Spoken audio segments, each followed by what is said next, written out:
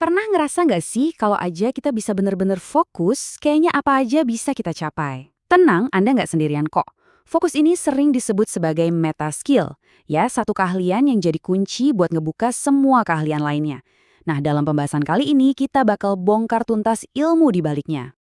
Oke, kita mulai dari cerita yang kayaknya relate banget deh buat banyak orang. Penulis Peter Hollins, dia ngaku sendiri kalau pas kuliah, dia itu rajanya menunda-nunda pekerjaan. Tugas tuh ditumpuk sampai detik-detik terakhir, terus ya gitu deh, panik, kerja 48 jam nonstop tanpa tidur buat nyelesain semuanya. Hah, kedengerannya familiar banget kan, kepanikan di menit-menit akhir itu? Nah, ini nih yang aneh. Kita tuh tahu banget apa yang harus dikerjain. Kita bahkan sadar betul kalau rasanya bakal jauh lebih plong setelah tugas itu selesai. Tapi, tetap aja ada sesuatu di dalam diri kita yang kayak nolak, yang nahan-nahan. Jadi, pertanyaannya, kenapa sih otak kita ini seolah-olah lagi perang sama dirinya sendiri? Ternyata jawabannya bukan karena kita males atau kurang niat loh. Jawabannya itu ada di dalam sebuah pertarungan biologis yang terjadi di dalam kepala kita. Ya, ini adalah konflik antara dua bagian otak yang punya agenda yang, wah, beda banget. Oke, jadi bayangin ada dua kubu di kepala kita. Di kubu pertama ada yang namanya sistem limbik. Anggap aja ini otak primitif kita. Dia itu impulsif, nyala terus 24 jam, dan cuma mau satu hal, kesenangan instan saat ini juga. Nah, di kubu kedua ada korteks prefrontal. Ini nih, CEO-nya otak kita. Bagian inilah yang bikin rencana, mikirin masa depan. Masalahnya, si CEO ini butuh usaha sadar buat diaktifin, buat bangun dan kerja. Jadi ya inilah dia, pertarungan abadi antara kepuasan sekarang lawan rencana jangka panjang. Terus apa dong senjata rahasianya si sistem limbik ini? Jawabannya, dopamin.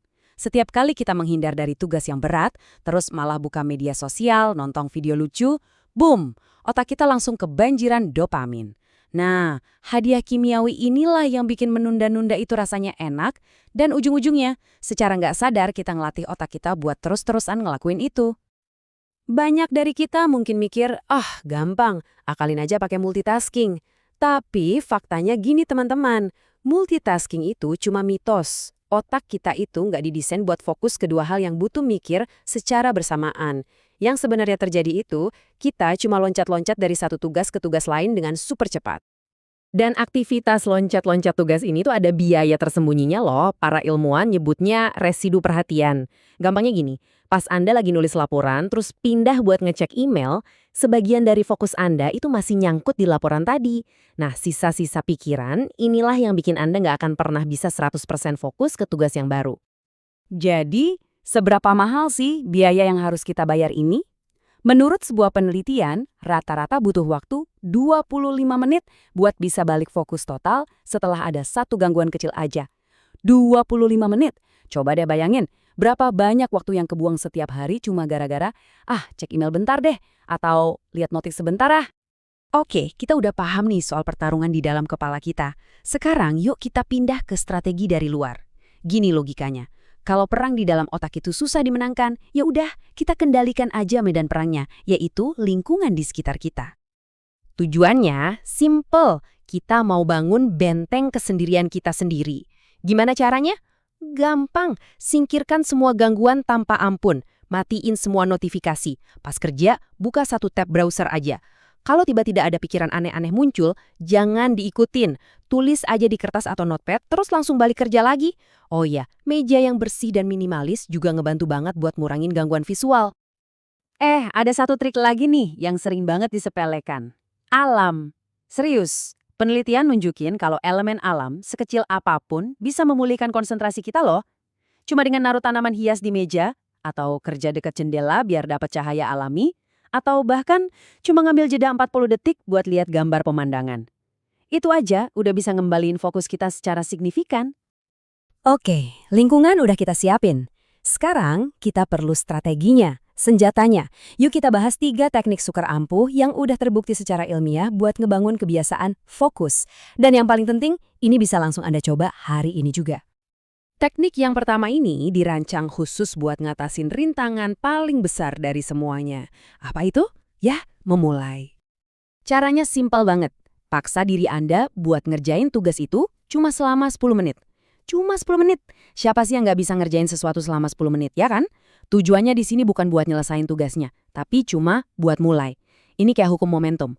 Objek yang udah bergerak bakal cenderung terus bergerak. Dan sering banget, setelah 10 menit lewat, kita udah kadung nyemplung dan malah pengen lanjut terus. Oke, teknik kedua. Kalau tadi soal memulai, sekarang kita ngomongin gimana caranya menjaga ritme kerja biar performa kita tetap di puncak. Kita akan pakai sebuah metode yang mungkin udah sering Anda dengar. Namanya teknik Pomodoro, dan kuncinya itu satu, ritme. Jadi Anda kerja fokus total, sprint, selama 25 menit. Terus pas alarm bunyi, Anda istirahat total selama 5 menit. Udah gitu aja. Ulangi siklus ini 4 kali, baru deh ambil istirahat yang lebih panjang, sekitar 30 menitan. Metode ini efektif banget karena sejalan sama cara kerja otak kita. Jadi bisa mencegah capek, tapi hasilnya tetap maksimal. Sip, teknik terakhir. Nah, yang satu ini terinspirasi dari salah satu inovasi paling efisien yang pernah ada, lini perakitan mobilnya Henry Ford. Namanya batching atau pengelompokan. Intinya adalah kumpulin tugas-tugas yang sejenis, terus kerjain semuanya sekaligus. Jadi daripada ngecek email tiap 15 menit, mendingan tentuin 1 jam khusus buat balesin semua email. Daripada nelpon orang nyicil seharian, kumpulin semua panggilan telepon di satu sesi. Nah, dengan cara ini, kita bisa ngurangin residu perhatian yang tadi kita bahas. Otak kita jadi bisa tetap di satu mode kerja lebih lama, dan ini hemat energi mental banget. Pada akhirnya, penting banget buat kita sadar kalau fokus itu bukan cuma sekedar trik produktivitas. Bukan. Ini adalah fondasinya, keterampilan paling dasar yang menopang semua pencapaian besar dalam hidup kita. Kutipan ini ngerangkum semuanya dengan sempurna. Kemampuan kita buat mengarahkan perhatian ke satu hal itu, pada dasarnya adalah kemampuan kita buat mewujudkan sesuatu jadi nyata. Inilah mesin pendorong kemajuan, entah itu dalam karir atau dalam kehidupan pribadi kita. Jadi, saya mau tutup pembahasan ini dengan satu pertanyaan buat Anda. Sekarang Anda udah paham ilmu di baliknya, udah punya alat-alatnya. Jadi, kemana Anda akan mengarahkan kekuatan super baru Anda ini? Pilihannya ada di tangan Anda.